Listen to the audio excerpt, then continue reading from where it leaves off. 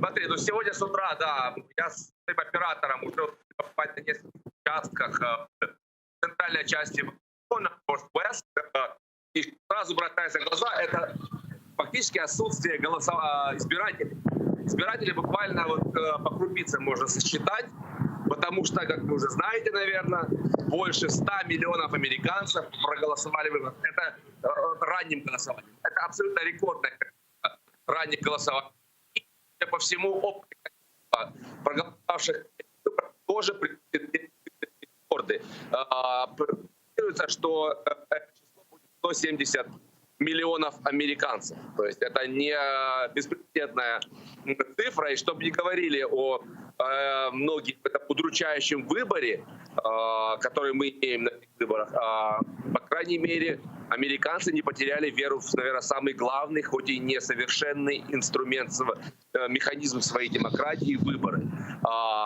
Но на самом деле уже сейчас по всему городу можно увидеть, задолго до сегодняшних выборов, витрины центральных улиц, витрины магазинов были заколочены досками.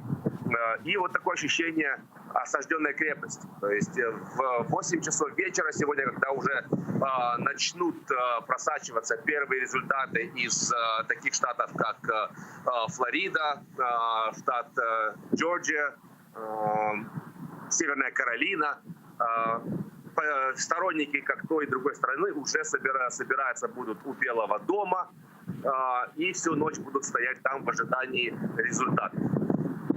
Спасибо, Питер. Единственное, что у тебя, конечно, ветер сильно дует в микрофон, и я бы попросил тебя говорить чуть помедленнее, потому что часть слов пропадает просто и по какой-то причине. Но, наверное, слишком много аналитиков сейчас в эфире по всему миру. Вы забили все своими аналитичными. Но к главному мы перейдем чуть позже, конечно.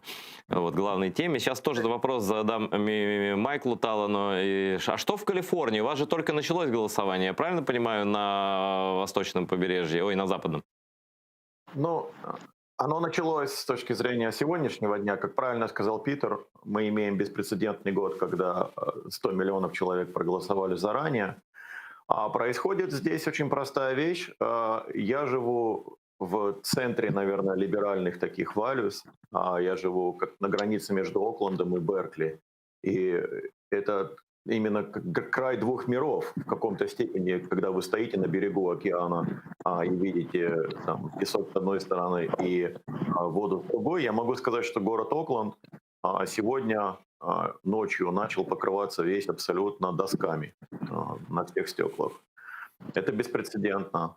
Это беспрецедентно, потому что есть риск для тех, кто здесь живут, да, в их головах. Они понимают, что Байден может и не выиграть. И на этот счет, чтобы избежать тех проблем, которые были 4 года назад, когда все-таки несли просто не мой президент, да, not my president, но и потом с BLM movement, после убийства Джорджа Флойда, когда фактически был риск того, что Окленд сожгут. Ну, мой прогноз сегодня, если Трамп выиграет, то Окленд сожгут. То есть вот как город, в принципе, да. Это будет так же, как было в Миннеаполисе после Джорджа Флойда. Вот что происходит. И вторая вещь, которая происходит, на которую я обращал внимание 4 года назад, так как компания, которую я возглавляю, занимается аналитикой в социальных сетях, идет, вообще ничего не изменилось. То есть люди не понимают простую вещь о том, что все абсолютно прогнозы, которые вы видите сейчас в интернете, по телевизору и прочее, представляют из себя мусор. Забудьте о нем. Представьте себе, что выбирают между рыбой и птицей, а прогноз проводят, то есть опрос проводят либо в воздухе, либо в океане. Вот что происходит. То есть люди, которые хотят видеть Трампа как президент, а это не те люди, которые очень активно посты в Фейсбуке пишут. А все эти аналитики, они все настроены над социальными сетями, над потоками данных. То есть то, чем мы занимаемся. Поэтому я это прекрасно вижу. И я хочу напомнить всем про прогноз Нью-Йорк Таймс 4 года назад, когда они писали, что будет разгром полнейший, что это будет позор Трампа. И посмотрите, что это появилось, что получилось в результате. Все абсолютно системы, связанные с прогнозами, с большими данными, под собой имеют несколько базисов, на которых они стоят. И один из них — это то, что прошлое повторится. Они так настроены, все эти системы, все аналитики, что прошлое повторится, что та модель, которую мы нарисовали, то, как мы видим, мы ее просто продлим, и будет так. А 4 года назад мы получили случай, что нет, иногда это не так. И я не разделяю те возгласы, когда я вижу, что все, ну наконец-таки сегодня Байден выиграет. Он, безусловно, может выиграть, но та уверенность, с которой все кричат, что он выиграет, меня удивляет. Я, наоборот, скорее удивлюсь, если он выиграет. Я вот скажу это прямо. И, как вы знаете, система в США — это выборщики.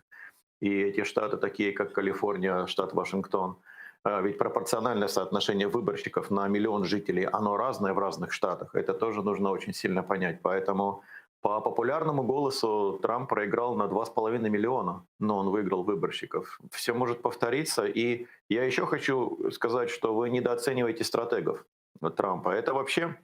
Он мне в чем-то напоминает, кстати, стратегии работы кремлевских всех вот этих ребят. То есть они создают впечатление о том, что они дураки. Они так запускают, что мы такие дурачки. И что-то. Трамп президентство заменил. Не знаю, вот я единицы людей встречаю. Трамп формально сейчас резидент Флориды. Это очень сильно для американцев. Да? То есть Флорида — это ключевой штат. Это штат, который переворачивается, в котором 29 выборщиков. Когда он выиграл 4 года назад Флориду, когда объявили, что Флорида все, ну, я тогда так сказал, что все, мой прогноз был со 100%. Я напомню всем про 2000 год, про Альберт Гор и Джордж Буш в тот момент, когда губернатором Флориды был Джеб Буш, его брат. И когда подсчеты закончились Верховным судом, и когда, по сути, ну, сейчас все понимают, что Альберт Гор проиграл битву поствыборную.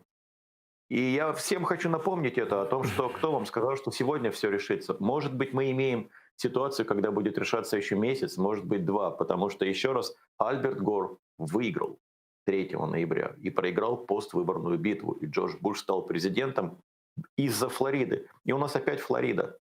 Я думаю, что мы в начале чего-то очень интересного.